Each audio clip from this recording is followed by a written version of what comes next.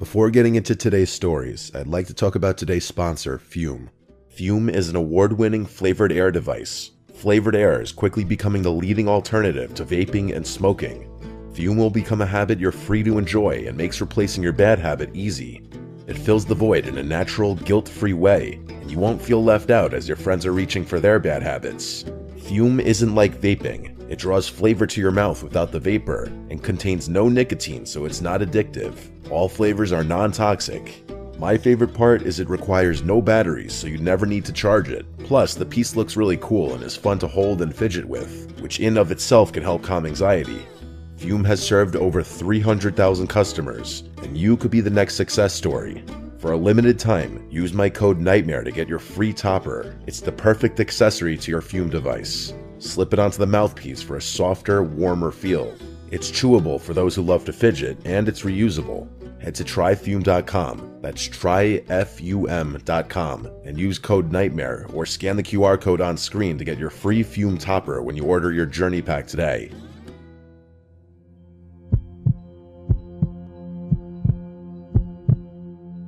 I wasn't very social in college. I didn't get good grades, I wasn't in a frat, I didn't have a girlfriend, and I wasn't very involved in anything. I wasn't a very happy kid. I'm not complaining though. I found a loyal girl who would never stop fighting for me in my late 30s. My life is good now. We live together with 2 cats named Blue and Raz, and I'm planning on proposing soon. Like I was saying though, I wasn't in a frat, so generic frat parties were kind of off the table for me. I still wanted to have fun though. I mean, who wouldn't? My friends Bryson and Ian were in the same boat. We spent most weekends killing time in Bryson's dorm. That being said, we took every chance we got when it came to parties. Most of the parties we were lucky enough to go to were off campus, meaning they weren't associated with any of the frats or the school itself. One time we actually drove over an hour just to go to a party. It's safe to say we were pretty desperate. One Friday afternoon, Ian texted the group chat saying the girl he was talking to knew of a party not that far away. Ian tended to attract the strangest girls. I'm sure you know the ones I'm talking about. Bryson joked that he didn't want to go to some death metal, emo anime party, which I kind of agreed with. Ian was pretty adamant though, and convinced us that this would be a normal party. It's not like we had anything better going on. Bryson convinced his brother Chris to be our designated driver. Chris didn't drink anyway, and said he'd be down for a party, so everything was looking good. As we were driving to the party, Ian started complaining about the girl he was talking to. He said she hadn't answered him in hours, which honestly wasn't too surprising considering the kind of guy Ian was. He was actually pretty torn, and said he was having second thoughts about even going, which seemed like an overreaction. We were already 30 minutes deep, so we weren't just gonna go turn around and go home. We told him to suck it up and not let it ruin the night. After a few more minutes, Ian said Callista's profile disappeared from his phone altogether. We broke it to him that he had been blocked and she probably decided to go to the party with someone else. He pouted for the rest of the drive. When we reached the party, we instantly knew we'd made the right choice. The house was massive, especially compared to the rest of the houses on the block. Ian didn't want to go in just yet, saying he needed a buzz to take his mind off the situation. Bryson and I didn't object to drinking, so we told Chris to park a little further down the street so we could pregame outside the car. We killed a few of the beers we had brought with us and watched as people entered the house in droves. It honestly looked like a pretty lit party. Once Ian was satisfied with his buzz, the 4 of us started making our way over to the house. As soon as we stepped inside, I could tell something was off. For starters, all the lights were on, like there was no ambient lighting throughout the entire house. Just the bright overhead lights that you'd expect to be off at a college party. Most of the people there were very nicely dressed, not what you'd expect people to wear at a rowdy party. The scene looked more like a fancy dinner party than anything else, but maybe that's what it was. After all, we didn't really have any details about what we were walking into. We didn't look too out of place, but the clothing differences were definitely noticeable. The music was also bizarre. They weren't playing trap or hip-hop or any of the usual party music. Instead, they were playing some kind of ethereal, almost druggy music. I'm not really sure what genre it was or how to describe it, but none of the songs had any words, just instruments. I guess it wasn't bad per se, but it was odd. My friends and I looked at each other, trying to make sense of what was going on. We drilled Ian for details, but he said he was just as clueless as we were. The four of us walked around a little, exploring the house. There was alcohol everywhere, so we helped ourselves. A few minutes in, I started noticing people catching my eye and then immediately looking away. It was actually so apparent that I started wondering if there was something in my teeth. I figured I was just getting looks because of what I was wearing, which did make sense to me at the time. The four of us were honestly having a good time, despite the weird atmosphere. Actually, I take that back. Chris was pretty bored and said he was going to go smoke in his car. We figured it was because he didn't have a drop of alcohol in him. A few minutes after he left, a group of girls approached us. We definitely weren't super confident, so getting approached was a new thing. The three of them started flirting with us almost immediately, like it wasn't even subtle. They joked about an entrance fee, which I thought was funny until I saw that they were being serious. They were holding a bottle of tequila, which we definitely weren't going to turn down. Without much thought, and not wanting to appear uncool, we swigged the bottle. After that point, the six of us stuck together, drinking, talking, and occasionally dancing. It was going really well. At one point, I noticed a weird mark on Tina's neck. It was a short but solid green line that looked like it had been drawn on in Sharpie. The line was pretty thin, and I probably wouldn't have noticed it had I not been standing so close to her. I debated asking her about it, but decided against it to avoid potentially offending her. It might have been a birthmark or something like that. Once I had seen it though, I couldn't unsee it. It just looked so unnatural, and green of all colors. Who wears green makeup? It couldn't have been a makeup smear. I decided to let it go and continued flirting with her, wondering where things would end up. Eventually, I saw Bryson and the girl he was with begin to wander off upstairs, which I was happy about.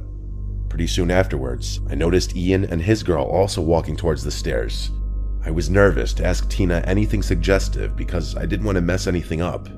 Despite the alcohol, I could feel myself getting really anxious and sweaty, so I told Tina I was going to the bathroom and that I'd be right back. The only bathroom I could find was occupied, so I stood outside the door and waited. Eventually, the door opened and a really tall, older-looking guy wearing a white button-down and linen pants stepped out. I rushed into the bathroom and he bumped into me. I turned around and kind of expected him to apologize, but he just stood there, staring at me. It was the strangest thing. He just stood there with this blank look, sizing me up. I was about to say something when I noticed what was on his neck. The same green line I had seen on Tina. It was literally identical. Against my better judgment, I asked him what his problem was. He smirked and shook his head before saying, "Who invited you?" Not knowing how to answer that, I blurted out Callista, the girl that had stood up Ian. He chuckled and looked up, like he knew who I was talking about. He looked back at me, his smile completely gone now. In a low voice, he repeated her name before gesturing around the party. "Do you see Callista here?" I didn't know how to respond to that, so I just slammed the door in his face, wondering what the hell had just happened. I couldn't get over what he said or that green mark on his neck. Part of me regretted not asking him more questions about what the hell was going on. I left the bathroom, looking for him. I walked past more people that eyed me up like I didn't belong. I didn't care though. I was gonna find my friends and drag them out of here. While wandering around the party, I couldn't stop thinking about that green mark. I started looking closely at people's necks, trying to see if anyone else had a mark on their neck. And to my horror, I actually saw two more people with the green lines on their necks. They were all the same color, same length, same thickness, same everything. It was freaky. I kept looking for that guy, all the while analyzing people's necks. Most people weren't marked up, but I kept catching glimpses of green lines on various people's necks. I was starting to freak out, so I made my way to the stairs, looking for my friends. Thankfully, as I was walking up the stairs, Bryson and Ian were walking down. I urged the two of them to follow me, and I brought them to an empty hallway so we could talk. I briefly told them about my theory and said we had to leave immediately. They burst out laughing and told me I was just drunk. Bryson told me I was just jealous because they had hooked up and I didn't. I asked him where his girl had gone, and he told me she had instructed him to meet back upstairs in 20 minutes. Ian said his girl told him the same thing. There was no reasoning with these two. They were riding the high of a hookup. I told them to follow me and that I'd prove that people had strange marks on their necks, but they weren't budging. Just when I was about to give up, Ian turned to the side, and what I saw was actually horrifying. There was a thin line on his neck, only this one was red, not green. I practically screamed at him, which actually got them to listen to me. I then inspected Bryson's neck, and there was a red mark on his too. Ian told me to relax and that it was probably just a makeup stain, but Bryson started to believe me. I told them we were leaving, and Bryson and I turned to find the door. Ian still wouldn't leave, saying he wanted to meet back up with the girl. Just then, a random guy walked past us, eyeing each of us up separately. He didn't say anything, but paused long enough for us to notice the green line on his neck. That was it. Bryson and I rushed for the door with Ian close behind. It felt like everyone there was staring at us as we left, but no one moved to stop us. We ran to Chris's car and told him to drive. As we were leaving, both Ian and Bryson's phones started blowing up. Those girls were asking why we had left. How could they have even known that? They weren't even around to see us leave. My friends blocked the girls. Everyone I tell this story to has their own crazy theory about what happened that night.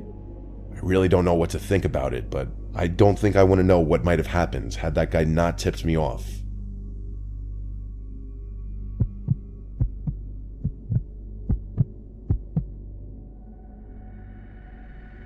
I'm a graduate student studying civil engineering at Purdue University. I actually started a few months ago. I was in a good place, all things considered. Classes were going well, I made a couple friends, and the apartment I found was decently priced. The landlord was pretty sketchy, though. I had a car and lived pretty far away from campus, but I liked driving. The only downside, it was a sketchy part of town, but I didn't care much about that. I'm a guy in my mid-20s, so I figured I could handle myself. Yeah, things were a little boring, but I was there for a degree and not a party. Everything was pretty normal, until the day my backpack got stolen. I had left it on a table in a random hall to go to the bathroom like an idiot. By the time I got back, it was gone. Of course, that specific lecture hall didn't have cameras, so there was literally nothing I could do. I was more annoyed than anything. My wallet, keys, and laptop were in there. I had to cancel my cards and get new ones, report my keys missing to the landlord, and start looking for a replacement laptop. It was a whole thing. It sucked, but things happen. It wasn't until a few days later that I realized the situation was 1,000 times worse than I had anticipated. I drove home from campus one evening to find a handwritten note slipped under my door. I figured it was just a reminder from my landlord about something, but I was dead wrong. When I opened it up, it just said, "I see you." No name, no signature, just those 3 words. I instantly put 2 and 2 together. Whoever had stolen my backpack had gone through my laptop somehow and figured out where I lived. That was terrifying enough, but just then I had a thought that was so much worse. Whoever had stolen my backpack had my apartment keys. I felt my skin starting to itch, and I looked over my shoulder, half expecting to see someone there. I ran into my apartment and slammed the door shut. I had a deadlock, so even if someone did try to break in, they wouldn't be able to get past that. Over the next week, I got more notes, all handwritten. They weren't long, just weird phrases like, "I know what you did," or "watch yourself." At that point, it was really starting to freak me out. I had never done anything wrong really, but if someone had gone through my laptop, who knows what they could have found? I really didn't know what to do. Would going to the police even help? I figured I'd wait it out a little longer, hoping whoever was messing with me would get bored. One night, I was getting ready for bed when I noticed something. It was dark outside and my blinds were half closed, but I could have sworn I saw a flash, like someone took a picture of me. I quickly pulled the blinds down, but my heart was racing. There was no one there. Things didn't stop there. I started noticing small things around my apartment, things being moved. At first, I thought I was just being careless. My shoes would be in a different spot, or my coat would be draped over the chair instead of hung up. It was little things that I could explain away if I really tried. But then, one day, I came home to find my bedsheets stripped off and my room completely turned upside down. My dresser drawers were pulled out, my books scattered across the floor. It looked like someone had torn through the place. I called the cops, of course, but they didn't do much. No forced entry, nothing stolen, so there was not much they could do apparently. I asked my landlord to change the locks, but he said it would take at least 2 days to get someone out. I begged him to make it happen sooner, but he shrugged it off, saying it wasn't an emergency. I felt betrayed. How in the world could this guy not think that this was an emergency? I kept pressuring him to do something, but he eventually stopped answering, no matter what I said. That was literally yesterday as I'm writing this. I barely slept at all last night, even though I was safe with the deadlock in place. I'm thinking of changing the locks myself, but I'm not sure how I could even do that without causing expensive damage. I called out of all my classes this morning because I'm afraid to leave my room. I'm still here, writing all this down. I'm prepared to confront whoever it is if they come back. I'm sure if they went through my laptop, they would know my class schedule. Maybe I'll hide somewhere and get the jump on them if they try to enter while I'm supposed to be at class. I think that's what I'm gonna do. I'll give an update when I can.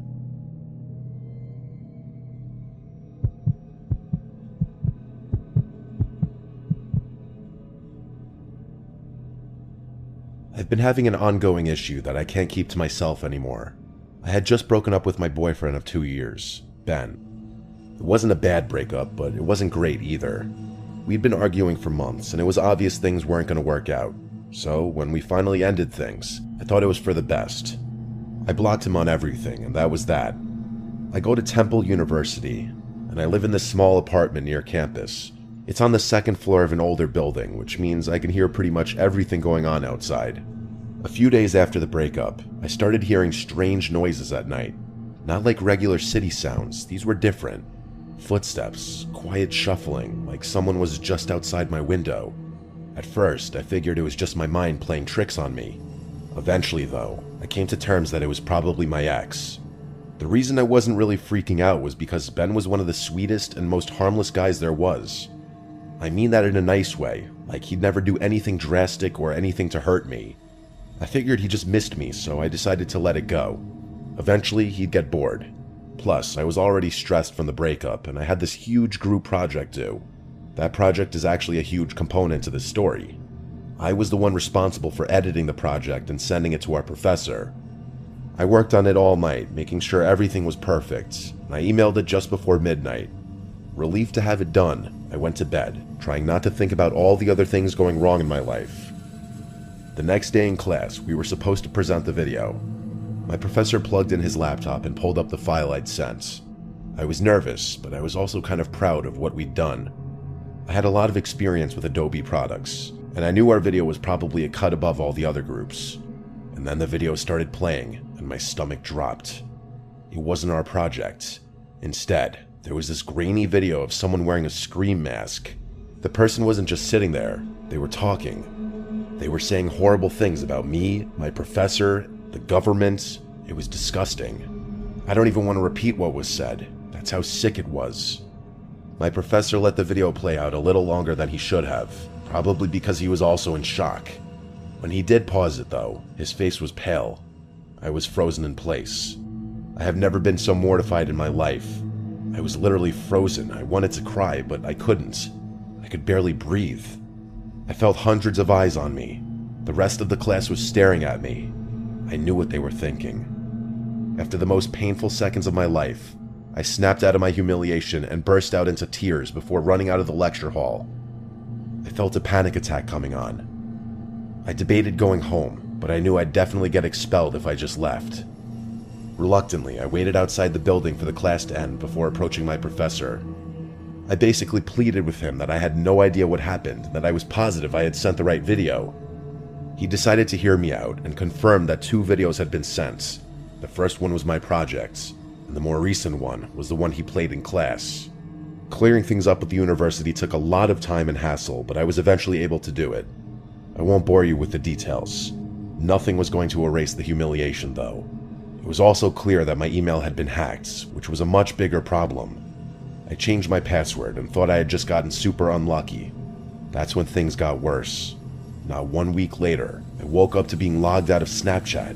That only happens when someone else logs in, which meant I had gotten hacked there too. I don't even want to think about what they found. There was a lot of stuff on my Snapchat I don't feel comfortable talking about. I called the police, told them everything, and to my surprise, Ben agreed to let them question him. The police were able to confirm that Ben wasn't behind any of it. He did, however, admit that he posted my private information on some online forum right after we broke up. He swore he never posted any of my passwords, but my passwords were easy to guess, and like an idiot, I used the same password for everything. The police told me that there wasn't much they could do. Ben wasn't responsible for the hacking. That's when the full gravity of the situation hit me. Someone else had basically all of my private information. They could probably blackmail me. I changed my passwords immediately, but it might have been too late by then. A few weeks went by and nothing happened. My best guess is that whoever was tormenting me realized I had gotten the police involved and didn't want to risk being caught. I thought that was the end of it. Of course, it wasn't. One day, some random person added me on Snapchat, which wasn't too unusual. When I added them back, though, they started sending me pictures of me. I'm sure you can guess the types of things they were sending. I blocked them before they could threaten me, which I'm sure they were about to do. I burst into tears. I've never felt more helpless in my life. For about a week, random profiles would add me on Snapchat. I knew it was the same person, and I never accepted their ads out of fear that they would blackmail me or ask for money. This has been ongoing for about a week now, and I don't know what to do. There's literally no evidence or any way I can track this person. The police don't have enough information to get involved, and it's not like they could do anything anyway. The worst part is they literally know my address and whatever else about my personal life. If I keep ignoring their Snapchat ads, they might do something drastic. They've already lurked outside my apartment. I wouldn't put it past them to go further. I'm praying that they get bored and just quit. For any young ladies listening, be careful about what kind of pictures are on your phone. I don't know if this will ever end.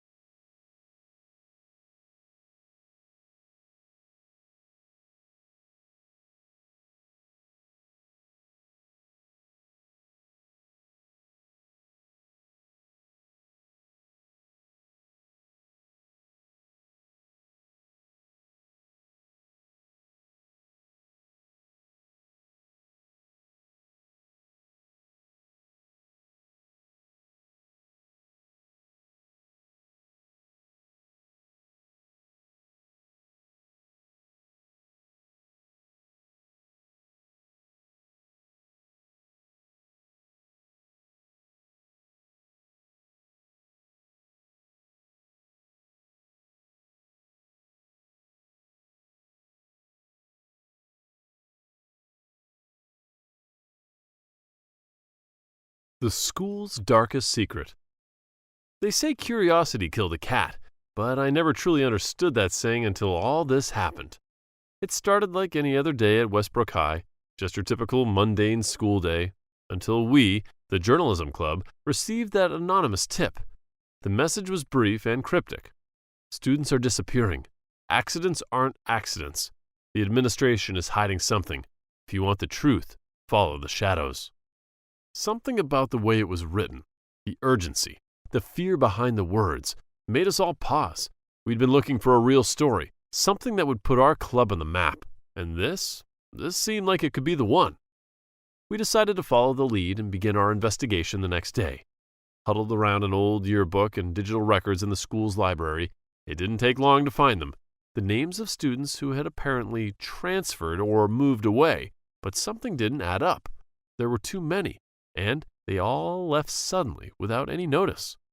We discovered that some of these students had been involved in strange accidents that didn't make sense.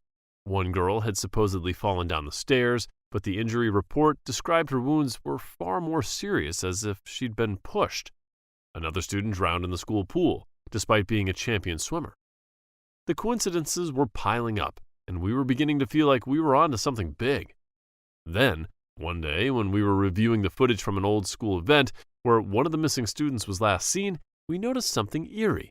There was a shadowy figure in the background of the video, always lingering near the student who would later disappear. We tried enhancing the footage, but the figure remained just out of focus, like a ghost.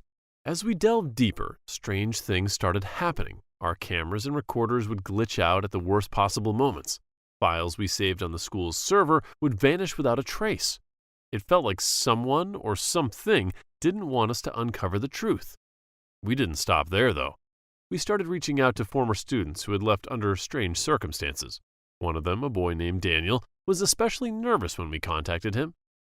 He wouldn't talk over the phone and insisted on meeting in person, off school grounds. We met him at a small cafe a few miles from the school. Daniel looked over his shoulder constantly, as if expecting someone to walk in and drag him away at any moment. "I shouldn't even be talking to you," he whispered, "but people need to know what's happening in that place, the things they're doing."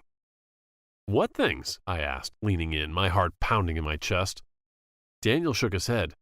"You don't understand. They watch everything, everyone. The minute you start asking questions, they come for you. They'll make you disappear too." His words sent a chill down my spine, but I pressed on. "Who's they? The administration?" Daniel nodded, his eyes wide with fear. "They've got connections, powerful ones. The teachers, the staff, they're all in on it. And the ones who aren't, well, they don't last long." Despite the creeping dread, we pushed forward, determined to uncover what was really going on. We interviewed former teachers and students, many of whom hesitated to talk. The few who did speak to us hinted at illegal activities, bribery, threats, and worse, but no one had concrete evidence. It was as if a dark cloud hung over the school, silencing anyone who got too close to the truth. One teacher, Mr. Garrison, had resigned abruptly last year, citing personal reasons. When we tracked him down, he was reluctant to meet, but finally agreed after we assured him we'd keep his identity confidential. We met in the back room of a local library, far from prying eyes. Mr. Garrison looked like a man haunted by his past. His eyes were tired, and his hands trembled as he spoke. "They approached me," he began, barely above a whisper. "They said they needed someone to keep things quiet, to make sure certain reports didn't get out. When I refused, things started happening. My wife's car ran off the road one night. They said it was an accident, but I knew better." "Who approached you?" I asked, my voice steady, though I felt anything but calm inside. "Principal Harrison, of course," Mr. Garrison replied, his expression darkening. "But it's bigger than just him. There's a whole network behind him, pulling the strings. They've got connections to the local government, the police, hell, maybe even beyond that. They won't let anyone get in their way." We started noticing that we weren't alone. Someone or several someones was following us. We caught a glimpse of a figure standing in the distance as we left the school late at night, or footsteps echoing in empty hallways when we knew no one else should be there. And the worst part? The more we uncovered, the more our own records disappeared. Entire articles we had written vanished from the school's website. Our work, our evidence was being systematically erased. It was around this time that we started to argue. Some of us wanted to stop, to let the whole thing go before we got in too deep, but others, including myself, were convinced that we had to see it through. The truth had to be exposed, and we couldn't just walk away. The tension within our group was palpable. Every day brought new arguments, new doubts. Then the threats started. An anonymous note slipped into my locker. "Stop now or you'll be next." My heart pounded as I read these words. We had all heard the stories about the students who had gone missing, the accidents that weren't accidents, and now it was clear. We were being warned. The others were scared, and I can't blame them, but we couldn't stop now. We felt like we owed it to those who had disappeared, to the students who had been silenced. We were their voice, their last chance for justice. We started working in secret, meeting in different locations, never staying in one place for too long. But the sense of being watched never left us. No matter how many precautions we took, meeting only during the day, leaving in groups, and always watching our backs, the dread only grew stronger. It felt like we were being hunted, like predators circling their prey, waiting for the perfect moment to strike. And then it happened. Morgan, one of our most determined members, didn't show up for our meeting. We tried calling her, texting her. Nothing. It was like she had vanished into thin air. Panic set in. We reported her missing, but the authorities didn't seem to take it seriously. They said she probably ran away, that she'd turn up eventually, but we knew better. We were terrified, but determined to find out what happened to her. After a lot more digging, we finally found the last piece of the puzzle, a hidden file deep within the school's archives. It was encrypted, but Jake, our tech guru, managed to crack it. What we uncovered was worse than we could have imagined. It was a list of students who had all been silenced because they knew too much. The file included details of illegal experiments, bribes, and cover-ups orchestrated by the school administration to protect the reputation. And there, at the end of the list, was Morgan's name. We stared at the screen, horrified that there was no denying it now. Morgan had been taken, just like the others. The realization hit us, a punch to the gut. We were in real danger, the kind of danger you don't walk away from. Jake was first to break the silence. "We have to go to the police," he said, the fear etched deep on his face. "We can't handle this on our own." But I shook my head. "We can't trust anyone. The police might be in on it too. We need to be smart about this." We argued for hours, going back and forth about what to do. In the end, we hatched a plan. We couldn't let Morgan's disappearance be for nothing. With a hidden camera, we went to confront Principal Harrison. But as we made our way to his office, we were intercepted. It was him, the shadowy figure from the footage, the one who had been following us, Principal Harrison himself, flanked by security guards. He wasn't surprised to see us. In fact, he almost seemed to be expecting us. We confronted him with the evidence and demanded answers. Harrison's expression never changed, cold, calculating. He admitted everything. The disappearances, the cover-ups, the experiments, they were all part of a greater good, he claimed. The students who had disappeared had all been silenced to protect the school, to keep the secrets buried.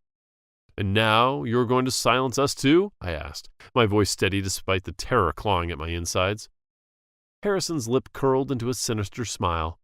"You've left me no choice," he said calmly. "You should have walked away when you had the chance." He motioned to his guards, who immediately stepped forward to seize us, and ordered them to take us away, to make us disappear like the others. But Jake wasn't ready. With a subtle nod, he triggered the school's alarm system. The blaring sirens and flashing lights filled the school, throwing everything into disarray.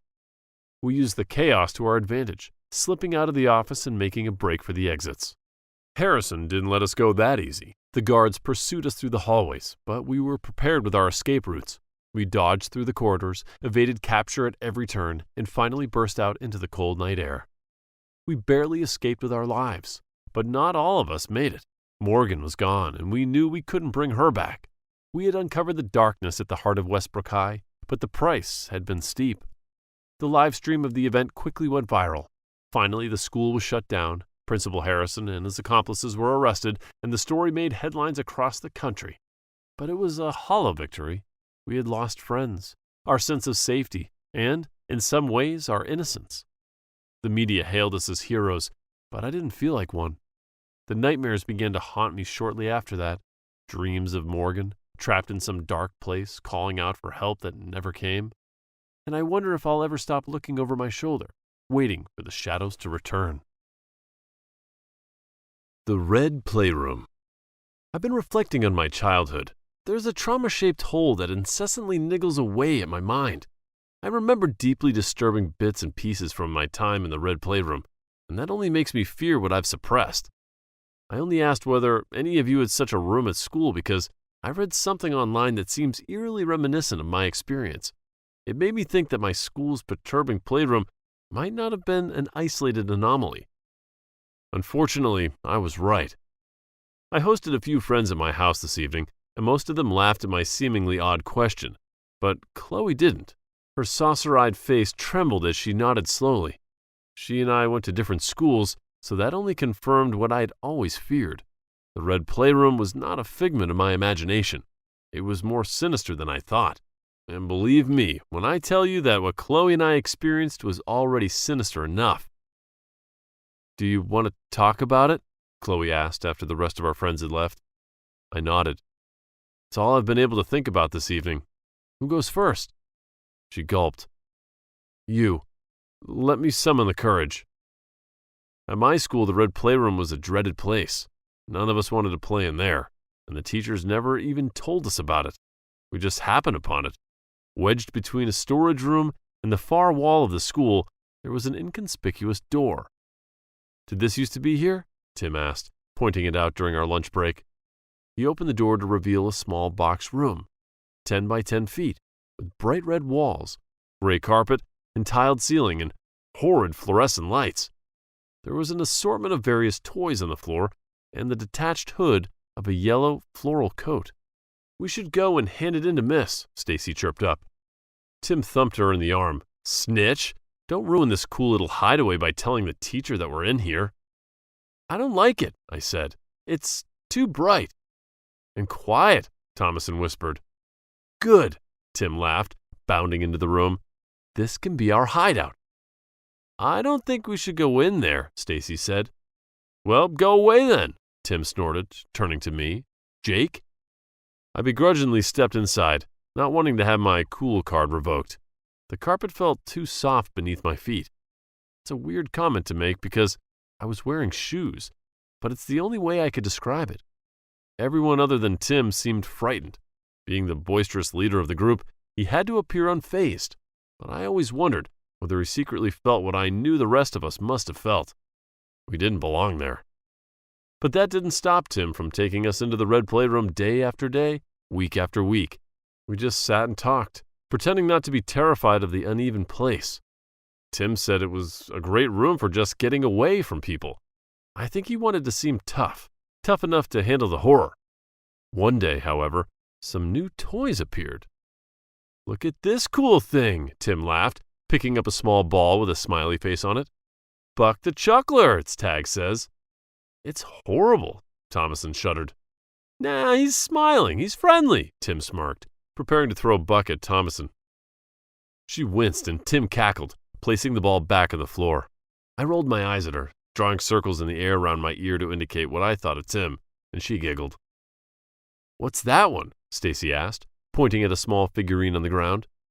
Tim picked it up, and we gathered around to get a better look. It was a plastic man dressed in a green hooded raincoat. At that moment, the bell sounded. "Come on," I said, "let's go." As we entered the classroom, something caught my attention. "Why did you bring that with you, Tim?" I sighed.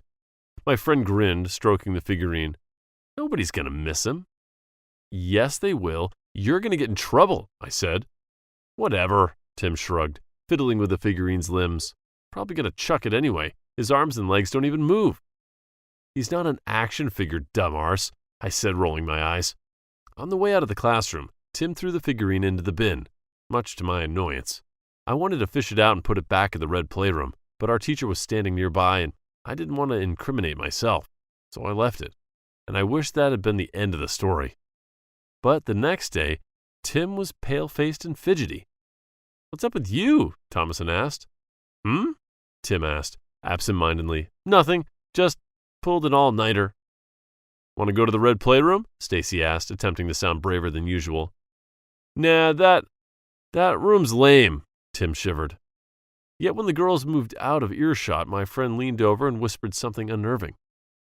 "I saw the green raincoat man in my room last night."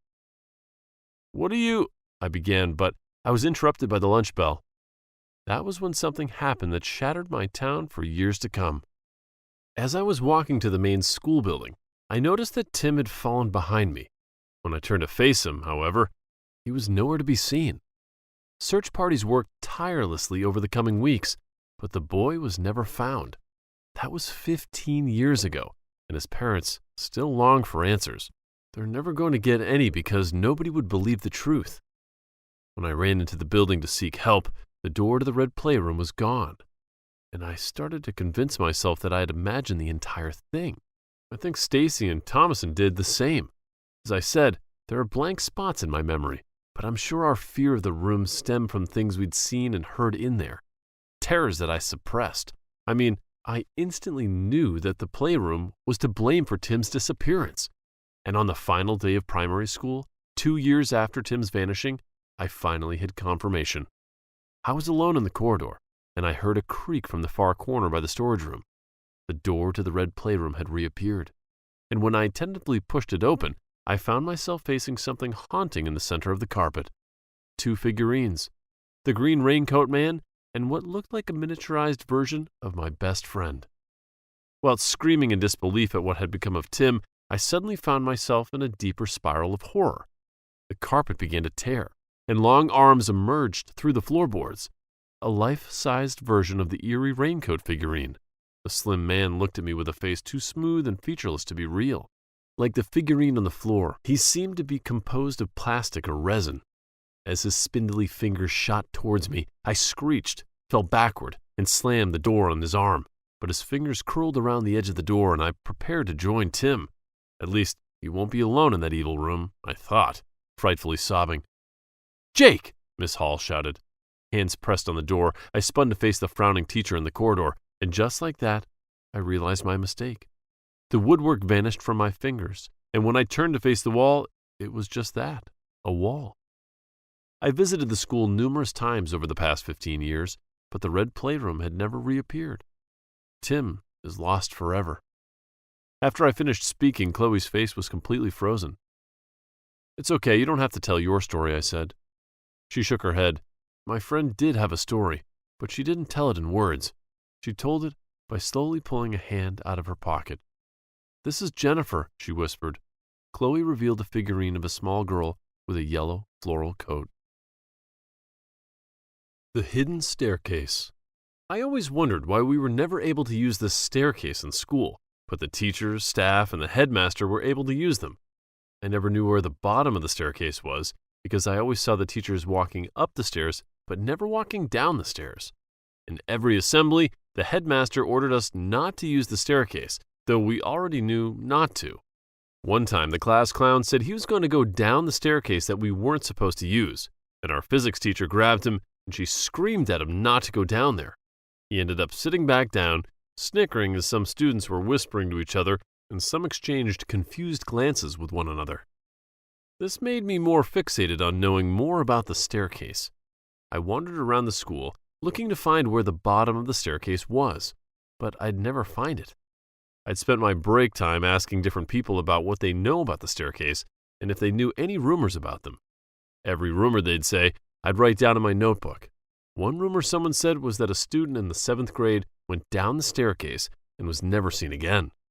Another rumor was that our math teacher would kill anyone who goes down the staircase. Though most of the rumors sounded quite stupid, I still wrote them down. At some point, my friend Joe started noticing how curious I was about the staircase. Joe was quite a fearless guy.